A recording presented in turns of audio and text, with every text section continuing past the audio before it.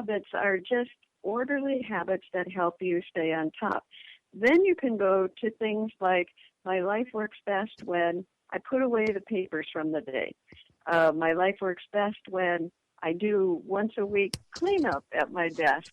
My life works best when I unplug my printer and I can't print any more papers. That happened to me. My printer broke, and do you know, Gail, I've been using less papers on my desk because you do workarounds. You have to look at PDFs, so you start looking at your computer. So that's my tip for you, is just unplug the printer, and that will help.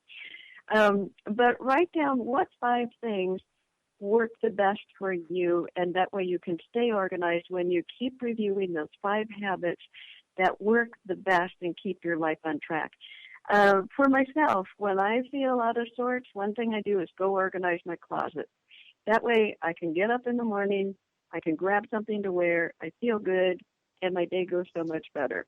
And then at the end of the day, when I wind down at 9 o'clock, so by 10 o'clock, I have a semblance of ready to go to sleep, that works the best. So find those time habits and action habits that make your life work best. And it could be, my life works best when I call my mother-in-law 30 minutes before my favorite program and I say, whoops, I got to go. And you don't have to talk more than 30 minutes to whoever it is you've been talking an hour to. So cut it down and find out what habits work for you.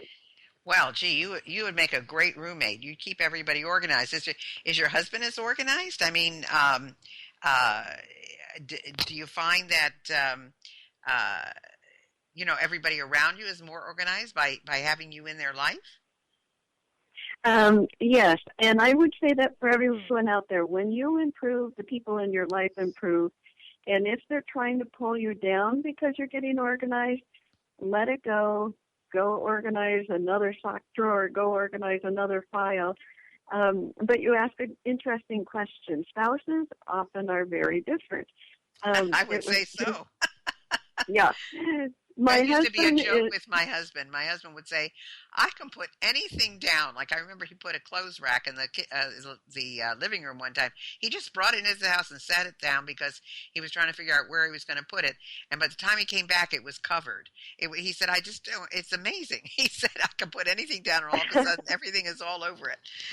But you started to say about your husband, yes. Yes. Well, if you came to my house, you would find the house organized, and then I would take you to my husband's office, and we would pass that, and I say, this is how we have stayed married for over 4 decades, is I let him organize the way he wants. So there are stacks of paper on his desk.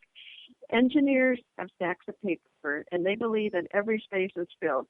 And on top of it, we moved into a home where the little girl had that room. There were blue ceilings, pink side walls that say Princess Girls Rule. And he said, I like it. I'm not changing it. And I'm like, whatever. So I am a good wife. I give him his space, but the common areas, I insist they have to be cleaned. So that's how you work it out with someone that's different. But I always say, rise to the level of the most organized person in your household. Don't pull them down. That's true. Learn from them. Well, now you talk about productivity, and I assume just by getting organized, you're going to be more productive. But how do you help people boost their productivity? Yes. The great thing is, after these 3 decades of doing this, of going into homes and offices and all the things I've taught on radio, now I can do it by FaceTime and Skype. And so last year I did 51 clients, mostly offices and homes and businesses. And so they send me pictures. We talk for 45 minutes. I write out an action plan. They do it for the next week, and it gets done.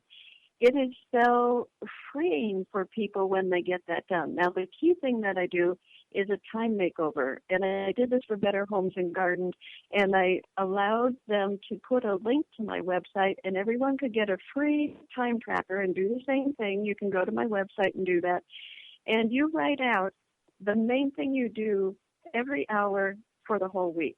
And when you get done, you total up the hours of each category, like whether you spent it on volunteer time, on work time, on family calls, on whatever you did in your life. And when you total those, you can see if you're really spending time where you want to or if you want to change it. And I find when I do this with business people, with busy women volunteers, with singles, with retirees, they go, wow, I never looked at my week this way, and I see where if I just did something for an hour a day, I would totally change my life. And we put it in their schedule, we rearrange it. So the time change in someone's weekly productivity makes a huge difference, and they're much happier when they're rearranging their time to be the life that they want to live. Fabulous. Well, now, I know you have something special for our listeners today. I think you have some time-saving tips that you want to give them. Yes, absolutely.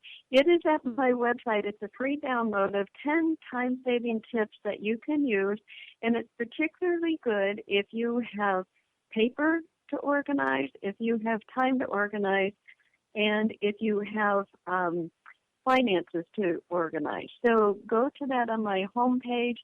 Look for the picture of this rainbow color with the word success going upwards. It says 10 tips to save time and increase your bottom line. But it's good for everyone, and that is free. Go there now, and you can download that one sheet, post it, 10 tips there. You will love it. And that is Marcia's website, organizingpro.com, ORGANZINGPRO.com. So if you want to learn about, organizing yourself a little bit better, get her 10 tips. If she can help you in any way, remember she can do this remotely. Be in touch with her. And then, of course, I'm just fascinated. What did you do for Martha Stewart Radio? I spoke to them about ages and stages of getting children organized. And I have a booklet on that, and there are 7 stages, birth through high school, that you want to teach your kids these habits so they will become independent adults and move out. And she loved it. And stay out, right? And stay out, right? And stay out. No boomerang generation. We want them to stay out. But the great thing is when you look at that list, you go, oh, wow, I'm still learning how to make my bed and pay bills and make dinner on time no matter what age we are. So I loved that being on that show because by the end of the show, they were calling me Martha, and that was real fun that they called me Martha instead of Marcia. Oh, yeah, that's great. Well, now, do you have one thought to leave us with and inspire us today? Yes. One pile sitting out is the beginning of a complicated life. Move the pile and simplify your life.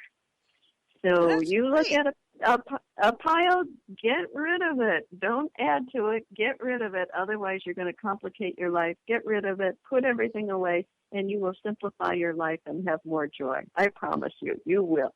I'm sure. And, it's interesting what you said about kids. I never thought about, getting the kids organized and so forth. But, my son said to me, of course, he was grown when he said this. He said, Mom, growing up, I was so envious of the other kids because they had mothers who didn't work and who were always home. And you were never home, and I just thought it was awful. He said, but when I moved out, he said, and I got out of school, he said, I was the most independent of any of them. He said, most of them couldn't take care of themselves. So he said, I really appreciated the fact that you made me so independent. So I thought, okay, we lucked out. It came out all right. Well, I want to tell you, I really enjoyed having you with us, Marcia. And my guest has been Marcia Ramsland, and her website is organizingpro.com.